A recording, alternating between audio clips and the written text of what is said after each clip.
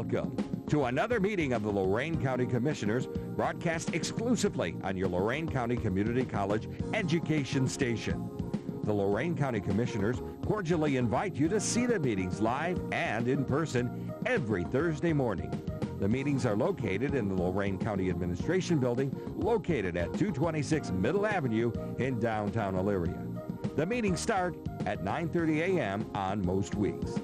Now, enjoy the meeting.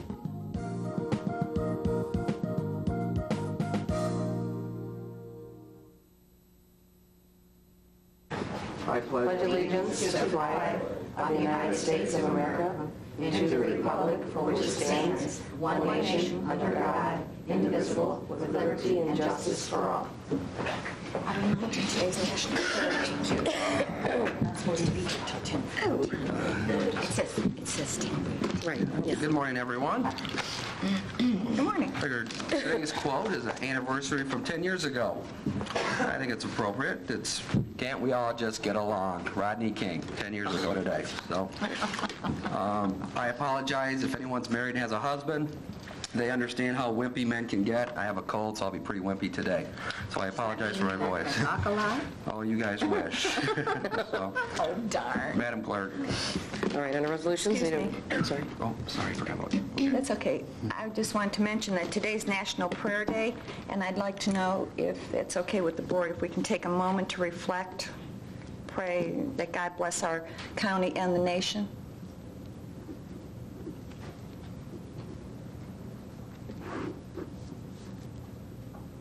Thank you.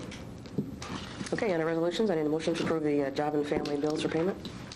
So moved. Second. Discussion? Mrs. Vacy? Aye. Mrs. Blair? Aye. Mr. Moore? Aye. Investments? So moved. Second. Discussion? Mrs. Blair? Aye. Mr. Moore? Aye. Mrs. Vacy? Aye. Appropriations? So moved. Support. Discussion? Mrs. Blair? Aye. Mrs. Vacy? Aye. Mr. Moore? Aye. Transfers? So moved. Second. Discussion? Mrs. Vacy? Aye. Mrs. Blair? Aye. Mr. Moore? Aye. There are no advances today. Requisitions? So moved. Second. Discussion? Mrs. Blair? Aye. Mr. Moore? Aye. Mrs. Vacy? Aye, with the exception of 808, 809, Clemens and Nelson's. Okay. Travel expenses? So moved. Second. Discussion? Mrs. Vacy? Aye. Mr. Moore? Aye. Mrs. Blair? Aye. Approving bills for payment. So moved. Second. Discussion? Mrs. Blair? Aye. Mr. Moore? Aye. Mrs. Vacy? Aye. And to authorize various personnel actions as indicated on the summary for employees within the jurisdiction of the Lorain County Commissioners. There's no sheet this morning. There is no sheet? None. Okay. A resolution agreeing to an alternative local agreement and authorizing the Lorain County Board of Commissioners to donate the county-owned half of the land of the Lorain County Board of Education at 1885 Lake Avenue, Elyria, Ohio, effective retroactive to January 1st, 2002, in accordance with House Bill 94. The Lorain County Board of Education will assume all responsibility for maintenance, upkeep, utilities, and other associated costs for the building. The Board of Education will also continue to make annual debt payments to the county on approximately $90,000. The Board of Education still owes or retire the debt upon the next payment due date. Also moved. Second. Discussion? Jim, can you explain this a little bit more fully, please? Certainly, Commissioner, thank you. The House Bill 94 called for a way for counties to divest themselves from having to pay for costs associated with the Educational Services Department. County's been picking up approximately 50% of the cost to run this operation for a lot of years. We purchased half the building with them some time ago, back in the early 90s. We paid for our portion of the building, and then we financed their portion of the building, and they were making debt service on their portion. The new House bill had a graduated scale which started at 20%. That we would have to pay 80 and they would pay 20 for their cost, and then all the way up until they were assuming 100% of their cost. Taking a quick but an in-depth look enough to make an analysis, it appeared that giving them the building and not paying any of those costs over the next 5 years would be pretty much a break-even, plus they would have the building. The only outstanding issue, and I did talk to each commissioner individually over some period of time on this, was the debt service on the building, and they were more than agreeable to continue to make their payments to the county for their debt on the building. And it is my understanding they're going to try to make a lump sum payment this year to pay off that building. I think this is a win-win situation for the county and the Educational Service Board and for the residents of Lorain County, and I appreciate the Commissioner's support because each one of you worked individually with me on this issue over the past couple months. This was a hot issue in Columbus, too, and I'm glad it's finally over. But just to explain a little further, the Board of Education, the County Board of Education, used to be housed in a house, and they were really cramped in there. And Wayne Ross, the superintendent of the county schools at that time, found the old A&P building on Lake Avenue, which was a great purchase at that time. So we decided to buy that building, and we went 50-50 on it, and that's how it's been for several years. And now that the bill has passed, it frees the county of this responsibility. And it's a good deal for the Board of Education. We're really supporting them in every way, and they have really grown since they've been over there. So I just wanted to explain that a little further. Thank you, Jim. Mrs. Blair? Aye. Mr. Moore? Aye. Mrs. Vacy? Aye. I'd like to instruct the clerk to advertise a notice for food bids for the Lorain County Golden Acres and the Lorain Medina Community-Based Correctional Facility.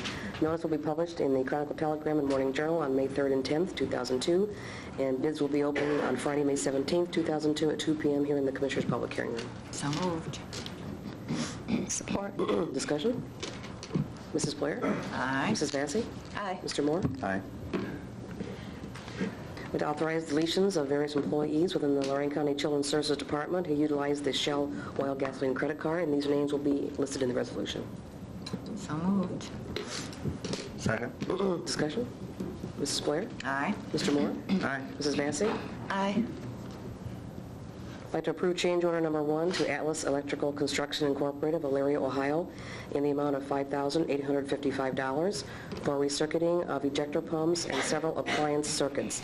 This change removes these circuits from building power and reconnects them into the emergency power system and generator, and will be in compliance with the Ohio Emergency Management Design Criteria.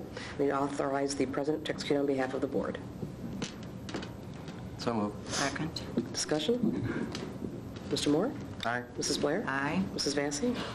I just have one question. Jim, what building is this in? I meant to ask you this morning. I forgot. It's in the EMA 911 project. Okay. Just for a bit more information, we're not very pleased with this change order. It's necessary, but we're following through with some additional looks at this to see if we can't recoup some of this money. But right now, and keep the project on track, we need to do this, and then we'll take a serious look at why we needed this change order. We don't like change orders. I agree. Thank you. Aye. Mrs. Vacy? Okay. I'd like to instruct the clerk to advertise notice of a public hearing to be held Thursday, May 23rd, 2002 at 10:30 a.m. in the Commissioner's Public Hearing Room for the purpose of discussing an amendment to the county's subdivision regulations on cul-de-sac length modifications. This notice will be published in the Chronicle Telegram and Morning Journal on May 6th and 13th, 2002. So moved. Second. Discussion? Mrs. Vacy? Aye. Mrs. Blair? Aye. Mr. Moore? Aye. I'd like to authorize the Lorain County Solid Waste Management District and the Commissioner's Maintenance Department to adopt the county's fluorescent lamp and ballast recycling program, and authorize the following. Number 1, purchase a bulb eater and accessories in the amount of $3,058, plus an estimated $150 for shipping, for an estimated total of $3,208 from Air Cycle Corporation of Illinois. Number 2, to approve expenditures up to $2,000 for the remainder of 2002 for actual shipping and recycling of crushed bulbs, intact bulbs, and ballast generated by county offices.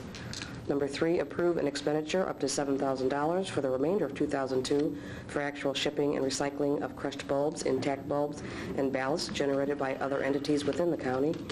And 4, approve expenditure up to $1,000 for the remainder of 2002 to advertise and promote the program to its extended beneficiaries. So move. I'll second. Discussion? Yes, I think we ought to, Mr. President.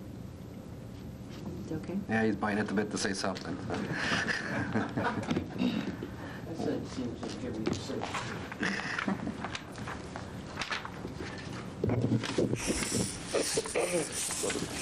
Dan Billman, Lorain County Solid Waste Director. Good morning, Commissioners. Thank you for giving me this opportunity this morning to tell you about this program. It's actually expansion of an existing program that we have. Back in 2000, we started this program in conjunction with the maintenance department, and we estimated that it was going to cost us about $3,500. And understanding that, we were looking for the other departments to come in with us and recycle the bulbs. So all the other departments came in, like the Sheriff's Department, MRDD, Human Services, and that actually brought the cost of this recycling project up substantially into the $7,000 plus range. The cost per bulb on that program was $1.33, and the HID bulbs were $2.63. So then we started looking around because of the cost factor, and we found this company that was called AirCycle Bulb Crushing, and so we pursued not only that option of doing bulb recycling, but other companies also, and we finally come back to AirCycle again. With this AirCycle equipment, the bulbs will actually be crushed on site and then transported in a 55-gallon drum to a recycling facility. At present, the way we get rid of the bulbs is to put them in big boxes, and we ship them back UPS or common carrier. We buy the boxes and the service up front, and when we get the boxes, and we just send them, and that's it. We don't have any other expense. With this program, we'll be charged for transportation of this 55-gallon drum and the expense of disposing of it on the back side, not on the front side. Although we do have to buy the bulb crushing equipment, which is state-of-the-art.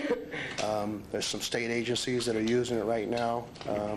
Cleveland Zoo's using it, and we've done extensive research to make sure that it was right for us. Knowing that we wanted to expand the program yet beyond what we're doing with just the county and expand it to businesses and to people in general.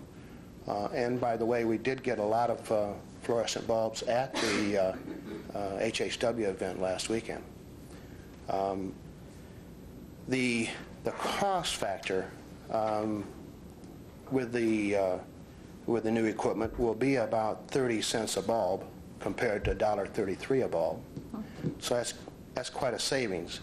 But I anticipate that because we're putting the program out to other entities in the county, like the schools and businesses and the residents, that we will vastly increase the pounds of recycled bulbs that we process. So it's going to be, we have an estimate now, and I think that we're pretty close for this year on the estimate. We have a stockpile of bulbs now, I understand, downstairs. So I think it's a good deal for the commissioners, and I think it's a very good deal for the citizens of this county. We are also looking at another program. I was just talking to Ralph Schmugula the other day, and we're looking into a green bulb program for all county buildings, and Ralph is checking on pricing on that right now, to where the green bulbs, because of their composition, don't need to be recycled.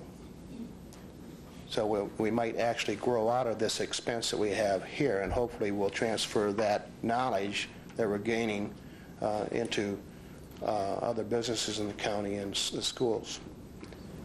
You have any questions? Yeah, Dan, where are we going to accept these fluorescent lights? Tentatively, we've talked, Cordez and I have talked about J.C. Penney Company building for the present time.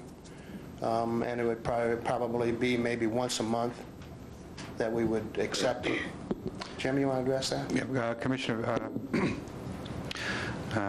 we'll be accepting the bulbs at the county warehouse on East Avenue, and Is it the J.C. Penney building that you're referring to? Yeah. We're calling it the warehouse? Okay. It's like Princeton, formerly known as.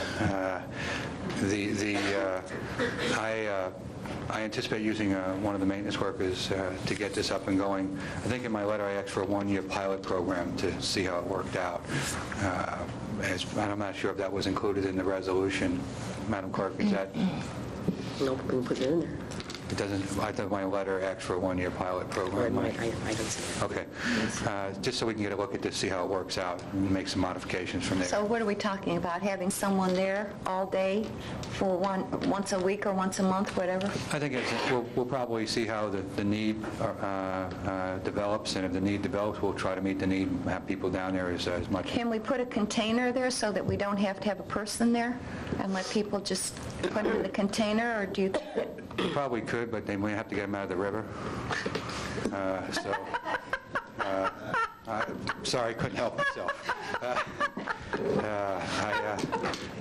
We have to laugh at ourselves once in a while. I'm afraid that they'll leave them around and they'll get broken, and we'll have some contamination at the site. What about a slot in the building and put the container inside the building and let them shoot them through a slot? So that you won't have to have the expense of having an employee there all day. But aren't you going to be breaking glass? Is this? That's why I'm saying get it in a slot. We could take a look at it and see what the viability is. Plus, we have some doings around the warehouse with the maintenance workers. They've been keeping a lot of their equipment, trucks and stuff down there. So I'm sure that we can occupy our time at the same time that we have somebody there, rather than just having them, sitting and waiting. We'll make the most productive use of both. It's a good program. It's a good start in recycling more and more items.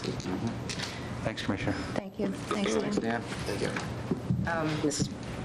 Madam Commissioner, would you put in your motion the one-year pilot program? Would that be? Oh, sure. As the mover? Include in And as a seconder, I agree. amend the motion to include the Thank you. one-year pilot program. Okay. Mrs. Vacy?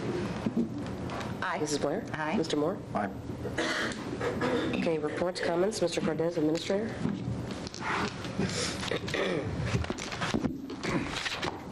Commissioners, we've been working on procuring builder's risk insurance for the Justice Center, and as we get ready to break ground tomorrow, I'm pleased to let you know that we've been able to get some very competitive quotes from Corsair, the county risk-sharing, insurance risk-sharing pool with the County Commissioners Association.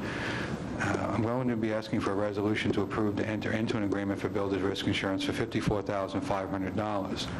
Now, while that sounds like a great sum of money, I want to point out that this is $63,000 less than we were able to get it through the CM, the architect, or by shopping around. So I'm very pleased with this quote. I want to thank Ms. Davis and Ms. Jackson for staying with this with Corsair and working through this process. Once again, it's a $63,000 savings over the next most competitive quote that we received. So with that, I would ask for a resolution to approve this purchase order as outlined, and I'll pass that to Madam Clerk. I will so move.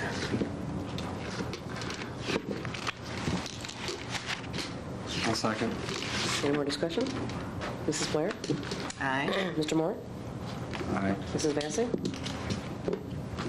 Aye. Good job. Yes, this is a good job, and Corsa did a good job on it, too. Corsa did a fine job on that, and Jonette Jackson and Karen Davis stayed with the issue, so I'm very pleased. What did it save the county? You said $60-some thousand? $63,000, Commissioner. good. And it saved the Justice Center, because this is all in the Justice Center pool. That's great. And I'll keep my comments short. I see we have a TV here and some other things. Groundbreaking tomorrow morning. It's going to be the last time you're going to have a chance to break ground on a county courthouse justice center probably for the next 100 years. So if you miss it, or anybody misses it, it's their loss. But if they can't be there, it'll be televised live on the web. Live on the internet. We'll be taking cameras installed. It's pointing at the site. You can log on to www.lorcnty.org. The camera takes a shot, I think it's every 5 or 10 seconds. It updates the shot from the Justice Center. So you'll be live on the web tomorrow. Okay, Mr. Roboto. This is going to be great. The public can tune in. They can watch the progress of their Justice Center being built. We'll stay on top of that, but we'll be right on that website with all the other Justice Center information, and this is just part of our outreach to get information out to the public and make them part of the process. Must be going on for 2 years, right? We're going. The video. Yes, it will be, and I'd like to thank our data department for getting this happen, making this happen. It was a short fuse, but I really felt that we needed to let the public see what was going on out there. And I want to thank the commissioners for purchasing the equipment to do this, too, for your support. And that concludes my comments this morning. Thank you. Yes, time and place. Across from the courthouse, 3rd and Court Street, and I believe we're starting at about 11:30, but probably arrive early. There will also be some shuttle parking from the Washington Avenue parking lot up to the site, and if anybody has any questions, they can call down here 329-5750-5760, and we'll try to accommodate all needs so everybody can be there. Remember to bring your umbrella. Now, Commissioner. Have you read the forecast? Is it going to be sunny? I don't know. I heard overcast. I think the rain diminishes today, and it's going to be overcast. So we're hoping for we do have some tents. So if you arrive early, you want to get under the tent before it gets filled up. Just in case, just a reminder. Thanks again, Commissioners. Thank you. Thank you, Jim. Okay, Assistant County Prosecutor, Mr. Ennis. I have no report this morning. Okay, Commissioner's report. Commissioner Massey? Yes, thanks. Yesterday, I attended a couple classes at Keystone High School. No, Firelands High School. I've been to so many this week that I forgot which one I was at. But anyway, at Firelands. And the Kiwanis have proclaimed March, what date is that? 16th. March 16th as Liberty Day, and I was asked that the county commissioners proclaim March 16th as Liberty Day. So we put a proclamation together, and I would ask that Roxanne read it, and it also explains why it's March the 16th. I know, it'll explain why March the 16th. We're getting ready for next year. It's a puzzle. Roxanne, please. Okay, whereas Colorado teachers said since July 4th occurs during the summer vacation of schools, there needs to be a special day to focus on these extraordinary events in history. And whereas September 17th was the day the Constitution was executed and is too early in the school year. Whereas December 15th was the day the Bill of Rights was adopted and occurs too near to the Christmas holiday. And whereas the birthday of James Madison, father of the Constitution, just happens to be March 16th, and a contest named the day Liberty Day.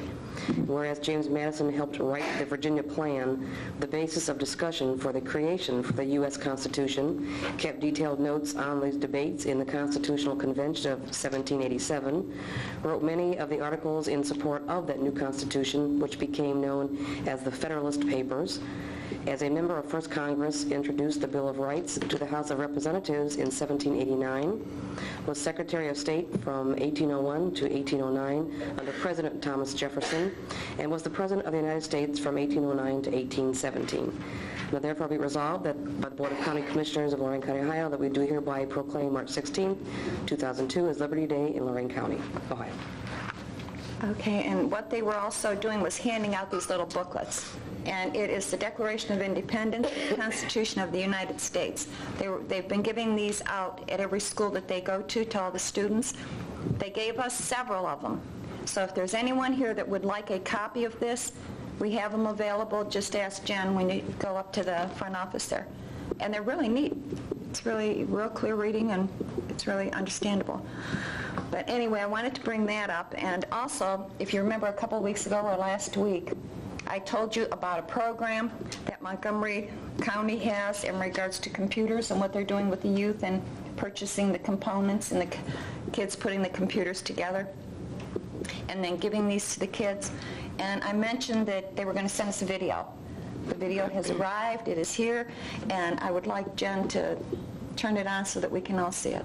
It's only a few minutes. Thanks, I didn't know. Now, most A lot of videos... at-home movies, you know. Now, most videos of this type are only, the longest there is 12 minutes, but this one here was, I think, a lot shorter than that.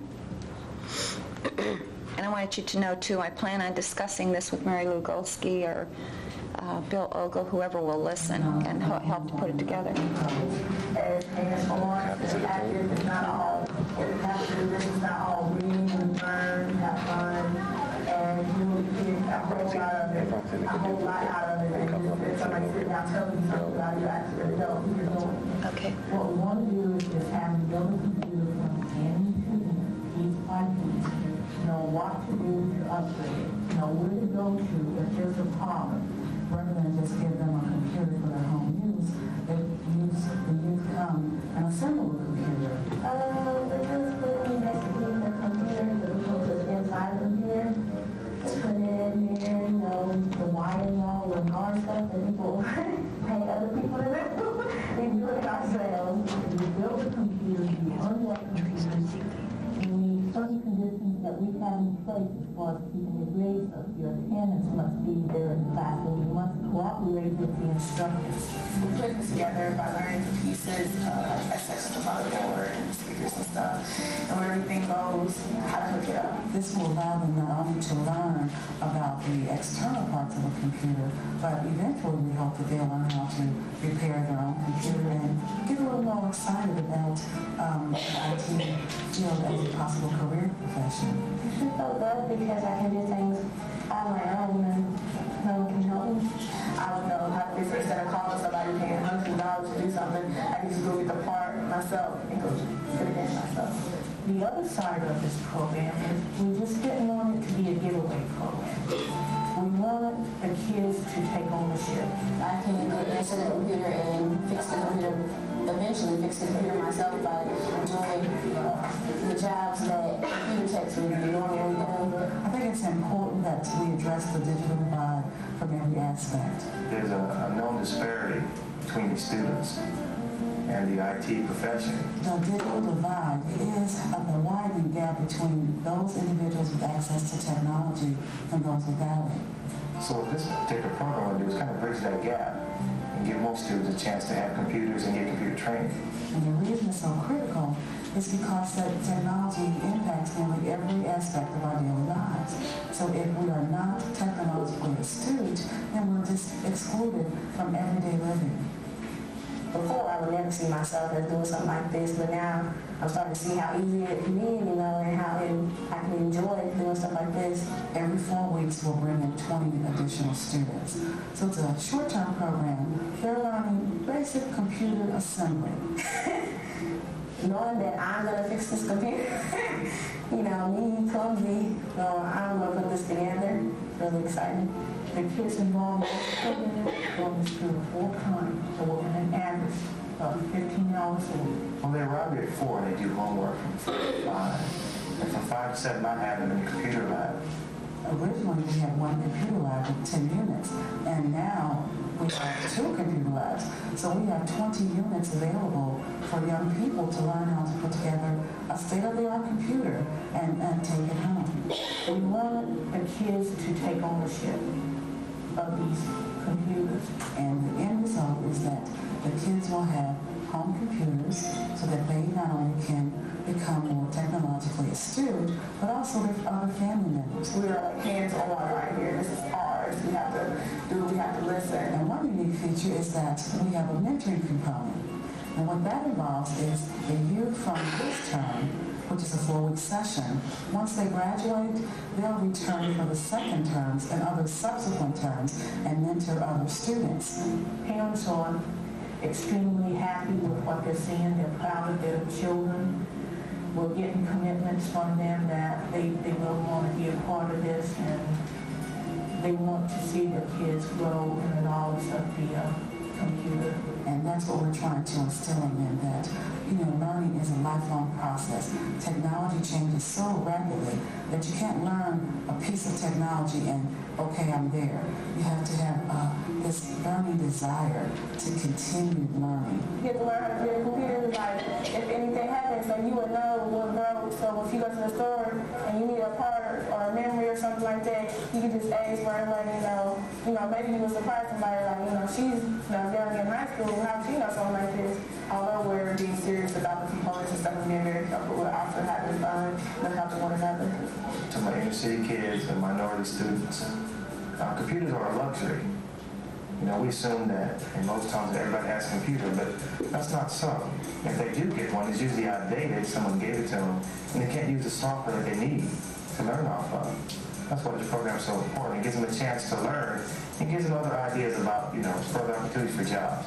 This class that I'm in has changed my mind about things, because really it helped me to know more about computers and made me more interested in them. If there's somebody out there that doesn't know about it, they should really find out about it if there's some in their area, because it's something that you can use for a long time. So the impetus of this program is to get kids to stay in school and to keep them on target and to keep them motivated, give them incentives in terms of career fields and educational goals. I can get into what this is going to be like, instead of just taking the test and saying, oh, I think I'm qualified for this, and not knowing what I'm going into. So that's how I think. I'm really proud of it. This is now clear that many of them will not be thought of. And it's really helping me. It let me know that you never know what you can do until you try it. This is so exciting to see this room filled with family and students.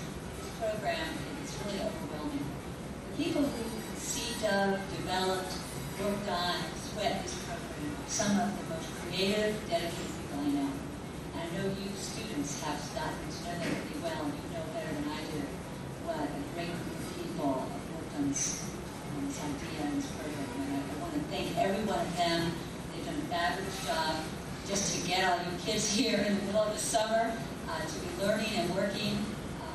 It's just a tribute to the kinds of work we're doing here. You guys all have a new computer. It's fabulous. You also have new skills that I hope that you use in school. And then possibly the reports. There's tremendous work out there in the area of IT. And hopefully just a few of you have thought that maybe now this is something you'd like to pursue. If not, it's just an important skill to have whatever career opportunity you choose.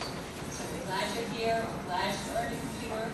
Maybe some of you would let your brothers and sisters share it once in a while. I see a few in the background. And enjoy it. Thank you very much. It's good. It's a great class to be in. Okay, I think that's it. Thank you. Would you make a couple copies? There's one for Bill and one for you. And give them to me so that I can bring them over there and share the information with them and let them know who to contact that will help them. Okay, one other thing. I just wanted to clear an issue regarding the confusion a few weeks ago with the requisition and the procedures. I have a copy here of the article from the Chronicle, and purchasing employees will continue to add purchases after the deadline and will do so unless a different order is issued May the 21st. I have to disagree with that. I don't think that anything should be added. According to the policy that is now in place, all requisitions are to be submitted to the purchasing department by 4:30 p.m. Thursday, the week before it is being requested to go to the commissioners for board approval. Number 2, requisitions must be time-stamped in the purchasing department. That's one part of the policy procedure that's now in place. The second part here, processing requisitions after received by the purchasing department.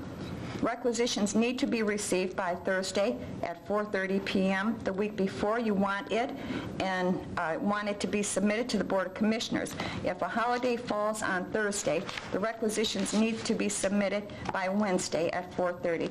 I think a procedure is in place that there should be no additions. I don't know how the board feels about it, but that's where I stand. I think the procedure is here, and not to wait until May the 21st. I think that we should instruct the purchasing department. That's the procedure. Let's follow through with it now. Well, I think as long as we're going to talk about the subject, let's read the Sheriff's Office report, if that's the subject of conversation this morning. Well, why don't we wait on that? I think the report was already in the paper. Well, I don't care what the paper says. They followed up pretty good. They just shortened it. Okay.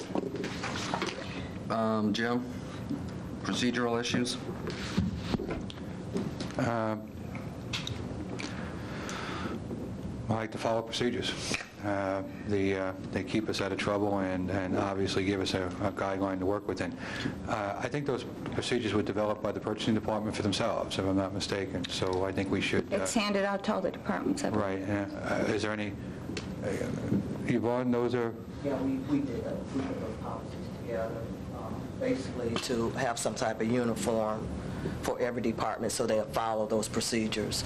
I believe what the newspaper did was, they didn't say we were, I think she misquoted me. I didn't say that we were going to continue to put them on after. We cannot put them on after Jim has reviewed them. There's no way we could put on requisitions after he's reviewed them. He will not allow us to. Yvonne, what happens to the deadline? Would you please go up to the mic? Mr. Chairman, is this an issue we're going to discuss again I don't know. publicly? Well, wait a minute.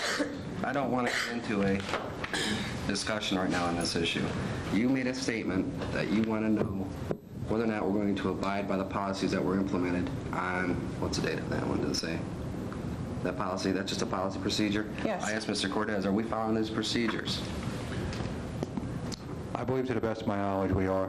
Or not? Can we follow this procedure? Yeah, we do. I believe we can, yes. Okay, so this issue now, as far as I'm concerned, is done. Well, the issue is that there should be no additional things put on the requisition, the request for purchases after the deadline. And That's my I don't point. necessarily disagree. I get the paperwork from purchasing by the close of business on Friday or first thing Monday morning, so I'm not aware of what goes on between... No, what she's saying is that after 4:30 on Thursday, there is a procedure in place that says after 4:30, nothing is added to the list. And that would be under the auspices of the Director of Purchasing. Yvonne would have to speak to that, 'cause I don't... No, because what we're getting back to is one issue, which is when you look at something, you see that there's no support for an issue, you take it off, correct? Right. Or if there's Or vice versa. a defect or some other problem with it, yes. Correct. So, is this a resolution? Was this just a processing requisite? This is just a procedure? It's processing requisitions. It's a policy that's now in place. This is a departmentally developed procedure. Okay. Was this procedure approved by the board? Roxanne, do you know? No, I don't think so. Well, again, I mean, I'm still comfortable with the May 21st meeting to discuss the procedures and have everybody get ready to discuss it. I just want to know if the policy that is now in place is going to be followed, or if we're going to still have additions after the deadline. Mr. Cortez? We never have. I believe that we're doing our best to follow that policy. 99%, there's always, there may be a trickle-down issue occasionally, which was the one I passed on the insurance today was a requisition. But that was, if there's an emergency, then Right. you usually bring it up. Right, and I normally walk through and talk to all the commissioners individually on that. So I would say we need to follow the policy. If we're not, I think that the guidelines are what they are, and we'll keep a keen eye on it. You got to remember, when I took office, I don't know if anyone can remember way back then. Oh, come on, wasn't that long ago? It seems like 20 years. Love your job, huh? Yes, I do. I mean, you remember, I had a stack like this that even the county administrator did not know. I had asked him a question, he didn't know, okay? I think this is just a work in progress. We'll meet on the 21st, everyone will come up with their ideas, see if we can implement a better way to build a mousetrap, and I think it's going to be something we'll work on the 21st, we'll work on again the next year and the next year. This is just something that we're always going to work on. I just brought up something very simple. I just want to know if this policy procedure that's now in place, that was put in place by the purchasing department, if it's going to be followed by this board, or if we're just going to continue to add things after the deadlines. Because if we're going to do it for the commissioners, then let's just do it for everybody, all departments. Just let them come in at any time, kill the policy procedures now in place. We're not killing this. Mr. Cortez already answered that question, so 99.9% of the time. Or is that what you answered? Did I gather that right? I just don't like to commit myself to 100% of the time, because then something weird happens and we have to modify. So we'll be very close to 100%. 19 days. We can wait 19 days to see what's up and bring this up, and we have to pass as a resolution. We'll pass as a resolution. How's that? I mean, I'm just saying, why have a policy in place if you're not going to follow it? I think we are following it. That's what I'm hearing. That's not what I'm hearing. Excuse me, but that's not what I'm hearing. Well, I'm not. 99.9% doesn't say it's in place. If you're going to have it in place, follow it the way it is, 100%. Okay, Commissioner, I understand. Or just get rid of it, one or the other. Okay. It's another issue to talk about on the 21st. And until the 21st, we're going to still have additions? I don't think there are going to be any additions to the 21st. I really don't. So I'll be shocked if I see one. How's that? Was there one on this one? I didn't see any. Was there any additions on this week's requisition? And I couldn't answer that, Commissioner. In accordance with that policy, the closeout happens downstairs, so I don't see that, and that's what I was trying to speak to. I get the material late on Friday, early Monday morning, so I don't know what happens between the close of business on Thursday and when I get the materials. That's why I'm a little uncomfortable saying that it's 100%, because there's a lapse in time there where the process belongs to purchasing, and so Yvonne would have to speak to. And what's your cutoff date? Excuse me? Don't you have a cutoff date to have everything to you? I like to have everything by the close of business on Friday or first thing Monday morning, so that I can go through the materials in a timely manner and make sure that it's available for the board to give you enough time to work through it. So there's sometimes when there's issues where it comes up late also, there's usually a very good reason for that, but that delays the board. I tell you what, can you do me a big favor? Hey, you're the boss, I can do anything you want. We have 2 more meetings. Can you make sure there's no add-ons for the next 2 meetings? Can you promise me that? Once again, Commissioner, there's no add-ons after I receive. I'm just saying, I think I know what Commissioner Vaz is saying. Okay. I think 2 weeks is going to kill us, so if we could just make a point that if it's not on the Oracle system, let's just wait. Oh, see, now I'm thinking a completely different issue here. Oh, are you? I'm thinking the receiving of materials past the noon cutoff on Thursday. Is that what, I thought that's what we're speaking to. Well, it speaks in regards to time stamping it in the purchasing department too, so that you know that it was received by the cutoff date. Exactly, and I wasn't speaking to the Oracle system at all. Oh, you weren't? Okay. This policy doesn't speak to the Oracle system at all. Well, I tell you what, can we... oh, sorry. Thanks. Yes, it does. I know, but this is an issue that I feel that we should do in an administrative session to identify, go through the procedure that we have in place right now, see if we can make it better, and make sure that we implement it. How's that? Absolutely. Make sure that your staff, your budget director, your purchasing director, and yourself, make sure that you're organized on the 21st to explain it now and get everyone's ideas in the system and how we can make it better. Great. We want to be in compliance. We want We to are do what the going board to wants. include the auditor's department because they're knowledgeable about the Oracle system.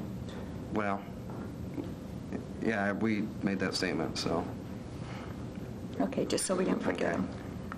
Okay. Sorry about it. Okay, that's all I have. We'll keep an extra keen eye on it, Commissioner. All right, thank you. Commissioner Blair? Sorry. Well, are we going to read this letter now or later? Well, I was just going to add... I'd like the clerk to read it. Well, I don't see why we have to read it. Well... Do you want to continue the subject? Do you want to continue... I'll tell you what, let me do this. Do you have any other statement other than this? Yes, I do. Okay, why don't you do that first, then we'll talk about this. How's that? I mean, or did you want to talk about this first before you... No, I didn't want to talk about it at all, but since the subject was brought up, I would like this letter to be read. Okay. Either now or later, but that's my request. Okay. Okay, thank you, Mr. Chairman. I would like to, a few items I would like to mention today. Number one, yesterday I was also scheduled to be at Firelands High School, and since the governor came to town, he preempted Firelands High School. So I want to thank my administrative assistant, Joyce Parks, who went in my place and was very well received by the students in conjunction with all the good things that we talked about earlier. Secondly, I'd like to say that this past week I had the privilege of attending the NOAA meeting in beautiful St. Michael's Church in Cleveland. NOAA stands for Northeast Ohio Alliance for Hope, and it's a consolidation of the We Can from the Cleveland-Cuyahoga area and BOLD from Lorain County. BOLD is Broad Faith Organizing for Leadership Development, and they are members of our Lorain County Community Alliance, which was formed about 6 years ago. And when it was formed, we signed a Declaration of Interdependence. And this was the same thing that was solicited from the approximately 1,000 persons that attended the NOAA function. And it was fantastic. And as chairman of the Alliance, I was asked to give 2-minute remarks. I loved that. They gave us 2 minutes. It was great. But I would like to also recognize Martha Pye, who's in the audience today. Martha Pye is a board member of NOAA, and NOAA is on record in favor of commuter rail from Cleveland to Lorain. They're going to have some sessions this summer about including the public in their mission of what I call social justice. So that was a very interesting experience for me. And then I would like to also say that this Board of Commissioners has displayed their interest in the development of various Main Street programs in Lorain County by providing development dollars for their various operations. And last Friday, I had the privilege of attending the Spring Fling event sponsored by the Main Street Lorain. It was really a fun opportunity to introduce the public to the many exciting things that are happening in the city of Lorain. Like a treasure hunt, we were given businesses to visit and actions to perform, like playing a song on your kazoo, singing karaoke, arranging flowers at a local florist, and doing the YMCA song. And each activity produced, yes, we did, and each activity produced a clue. And the best one was the karaoke at Pepper Red's Blues Cafe at 538 Broadway. And Pepper's Red officially opens on May 24th. They are one of the businesses that this Board of Commissioners has authorized a lamp loan through our Community Development Department. So I'd just like to say, visit Lorain and see for yourself what's happening in the downtown area. This has been a fun week. Thank you, Mr. President. Thank you. It was an exciting day yesterday when the governor came in to Mike Bassford. There was probably more politicians in that room than I've ever seen in a long time. But I think Mayor of Avon Lake made the best statement. While everybody was complimenting everybody else, I think his statement that said this wasn't government, this wasn't Ford, this wasn't the UAW. This was people all together, working together for a common goal. And it was a neat statement, you know, with a lot of politicians in the room. I thought it was neat that he basically, it personalized the whole event for the day, which was a group of people, which was Lorain County citizens, all working together, and it was a very positive event. So it was nice to see everybody there. Nice to see our governor come to Lorain County, and it was nice. He complimented the 3 commissioners for assisting them. So it was neat. It was open to the public. They had probably about 200, maybe 250 people there. So it was a lot of people. So it was a good thing for Lorain County, and I think if you look in the newspapers, that seems to be a lot of positive news in both newspapers. So that's all I have to say on that. And where are we at next? Okay, go ahead, Roxanne. No business? None. None. New business? None. None. Board correspondence? Okay, I'm going to make a motion. It's going to be a little different than usual. It's kind of interesting when I get calls from the media first before I get to read something, so that never happens. So anyway, Oh, no. I'm going to make a motion to waive the reading of board correspondence 1 through 5, and then read the 6th letter, which we received late yesterday, regarding the investigation have the clerk read it, put it, because everyone has a copy. They don't have number 6, which we received late, didn't have time to put on the agenda. And we'll be done with this issue, hopefully. So I'll make a motion to do that. I'll second. Discussion? Mr. Moore? Aye. Mrs. Blair? Aye. Mrs. Vacy? Aye. Read that now? Yep. Okay, it's dated May 1st, 2002, investigative conclusion from the Lorain County Sheriff's Office, which reads, pursuant to the request made by County Administrator James Cortez, dated April 9th, 2002, this detective and Detective Randy Kubek conducted an investigation into allegations made as stated in the investigative synopsis.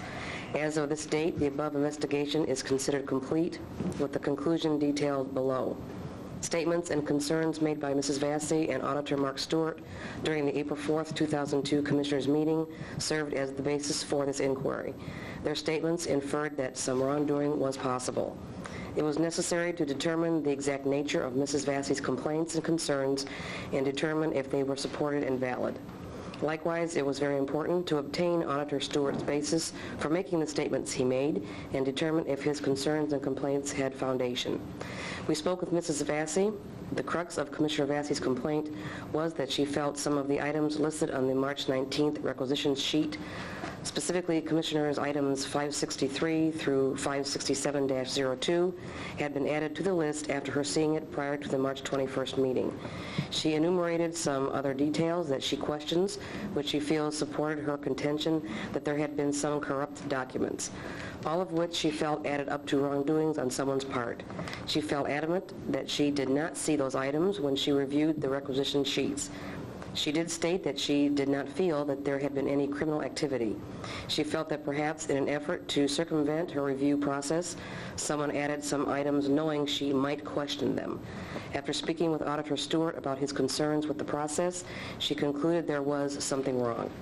Mr. Stewart indicated that his statement had been misconstrued. He never saw the documents in question, but assuming that Mrs. Vacy's complaint was potentially true, he took an opportunity to voice his concerns that the Oracle system was not being used to its full potential. In addition, he felt the way the requisition system is presently being conducted is violating sound accounting practices. This is what he meant by the statement he made. Mr. Stewart stated he never meant to insinuate that someone had committed a criminal act. Unfortunately, his statement, coupled with Mrs. Vacy's claims, left viewers of the meeting with that assumption. The investigation proceeded with these concerns and statements in mind. Interviews were conducted with all those involved in the process. Some persons were re-interviewed to obtain answers to Mrs. Vacy's questions and concerns. Original documents were examined and copied. Videos of the meetings of March 21st, 28th, April 4th, and 11th were examined and the highlights copied. The conclusion is, first of all, let me state that all of the county employees we spoke with appeared to be very competent. All feel that they are completing their duties to the best of their abilities. All feel they are doing the right thing in standing up for what they believe in. Some are merely doing what they were told to do by their superiors. We have addressed the issues that Mrs. Vacy brought up. Most of them have been answered to my satisfaction. I cannot offer any explanation of one point. Why Mrs. Vacy did not see the items in question. I can state that based on the investigative process, there is a preponderance of evidence that indicates the items in question were on the document when it arrived at the Commissioner's office for review. Mr. Stewart makes valid points on the accounting process and asks for some review of the policies. I think this is all Mrs. Vacy wants after all. She never meant to accuse anyone of criminal activity. We have concluded that there have been no criminal activity in this matter. This was the focus of the investigation from the outset. There does appear to be a need for the offices involved in the process to meet and discuss the problems and issues that pose a concern. The April 11th meeting indicated that Commissioner Moore recommended such a meeting be held in May. Commissioners Blair and Vacy also concurred and agreed to this meeting.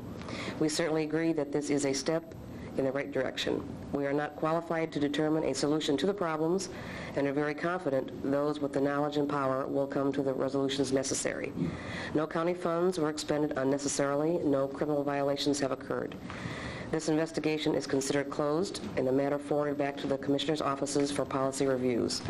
Detective Sergeant Sean Hadaway, May 1st, 2002. Thank you, Madam Clerk. Do we have any public comment at this time? Bob?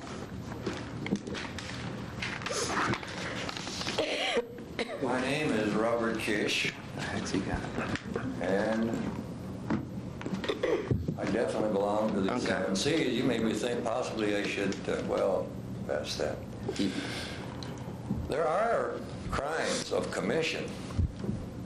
Some of the worst crimes, however, are of omission. I understand that you cannot send a copy or a fax to everyone regarding the agenda. I realized from the cover sheets of the agendas I had received that were some townships never got a copy. Since I am no longer on that list, I wonder how many other townships did not receive a list of the agenda. I'm sure I'm on another list. Good morning, Lorain County. It's wake-up time. If you are a member of 7 Cs, you know that all the news is not reported. The do not visit the sausage factory is correct if you like sausage. Democracy's greatest asset is openness, not money. It allows the nobodies who pay taxes to speak. I are a nobody. It has a lameness in how those taxpayer dollars are spent and accounted for. Some tall dude once said, government of the people, by the people, for the people. It wasn't as where my grandparents came from, government to the people that took my grandfather's land. Okay. It has no printed agenda. My grandfather's land was taken by the communists in Hungary. My tax dollars and yours are taken and spent by our governing bodies, which is a form of the same thing. When the schools need funds, they need a vote. People's voices are heard. When a new library is built, they have a vote.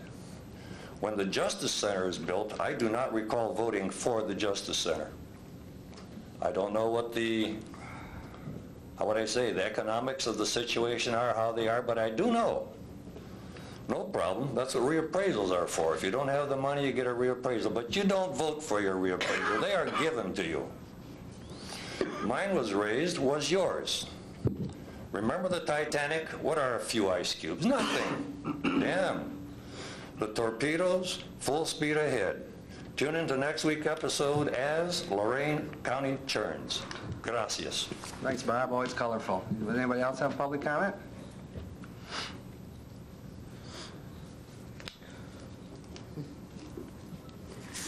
Elizabeth Rummix, Oberlin, RUMICS. I am on a completely different topic. I simply wanted to express my appreciation for the hazardous waste collection last weekend. While I did not have much, some leftover paint and a few other little items like that, in the very efficiently signed line that led us to where people pick things up, I saw lots of people unloading big drums of everything and so on. And I think it was a very, very useful thing for the citizens of Lorain County, and I was glad to get rid of my paint cans. Thank you. Okay, any other public comment?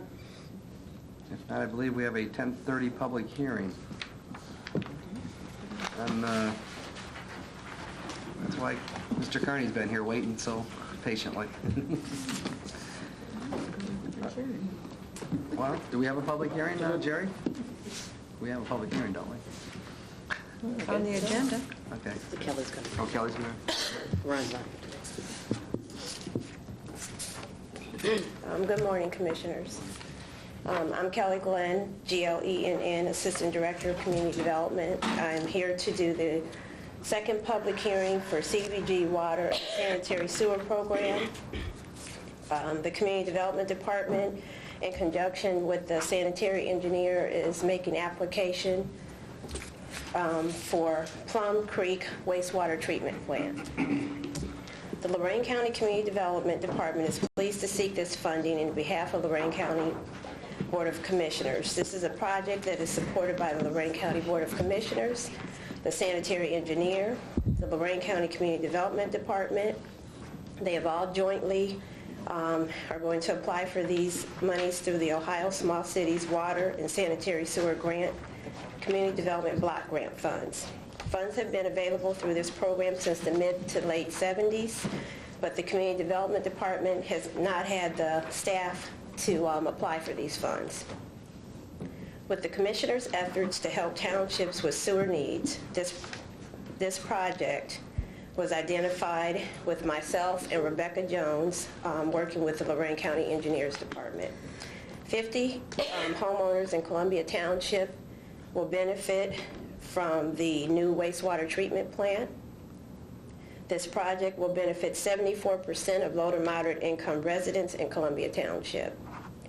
The Ohio EPA has deemed the Plum Creek wastewater treatment plant a violation of the EPA's primary water standards. The Lorain County General Health District has supported the EPA's findings. Also, the Ohio Public Works Commission has determined this project a top priority for funding based on its preliminary review.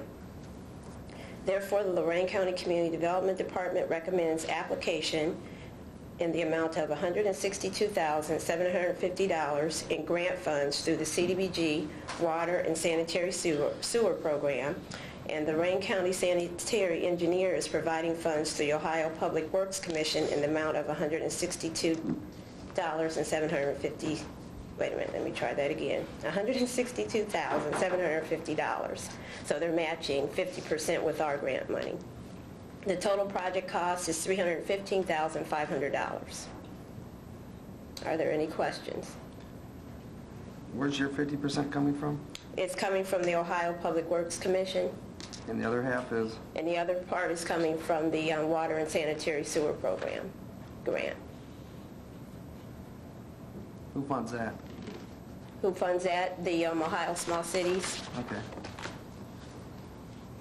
Basically, the Ohio Department of Development.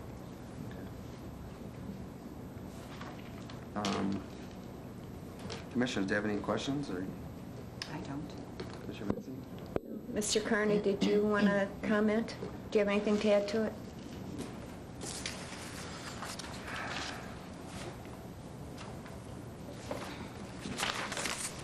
Yes, good morning. Good morning. Well, for one, I'd sincerely like to thank Kelly Glenn and Rebecca Jones for their tremendous help in obtaining the ease of applying. I know it's difficult for this application procedures, and it's lengthy, and they've helped us tremendously in hopefully obtaining these funds. To echo Ms. Glenn, the other 50% of these monies will be hopefully derived from the Ohio Public Works Commission. This is not a total new construction, but however, it's a rehabilitation of an existing sewage treatment plant south of 82 in the southwesterly portion of Columbia. We don't foresee any activity there for a few decades. It's a wise move. It's recommended by the Ohio Public EPA and Health Department to update this. This is an ongoing process, what we intend to do with our facilities. As you recall, we're doing the similar fashion to the Cresthaven plant on Griswold Road, and we'll be updating those in a similar fashion. Those were more of a electrical and pumping and equalization chamber concept. This is similar, but we'll be adding some dosing chambers and a submersible alternating pumps. We've got slow sand filters, chlorinators, aerated sludge holding tanks, bubblers, basically a rehab. But I'm pleased to say that this is going to be 100% grant. So, you know my office, we hit them as hard as we can every time, so we're going to be doing the same. So I do want to thank everybody for their help. Hopefully this will fly. Thank you very much.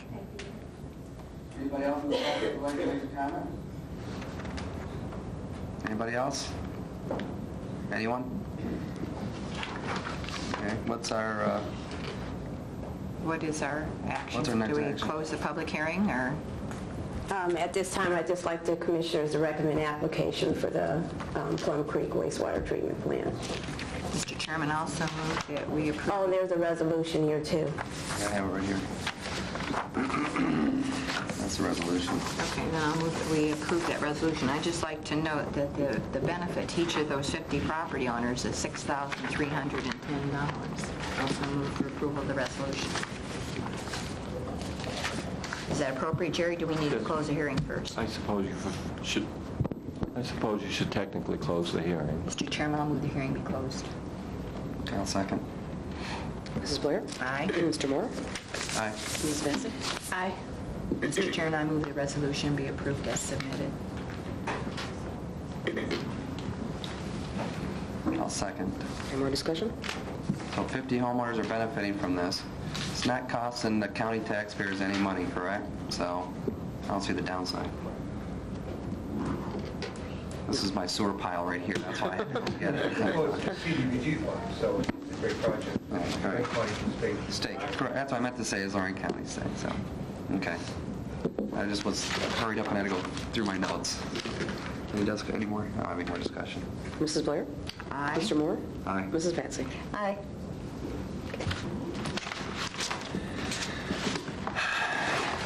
Do we move to adjourn? Second? Mr. Moore? Aye. Mrs. Vacy? Aye. Mrs. Blair? Aye. We're adjourned. See, this is my sewer thing. That's why I was like...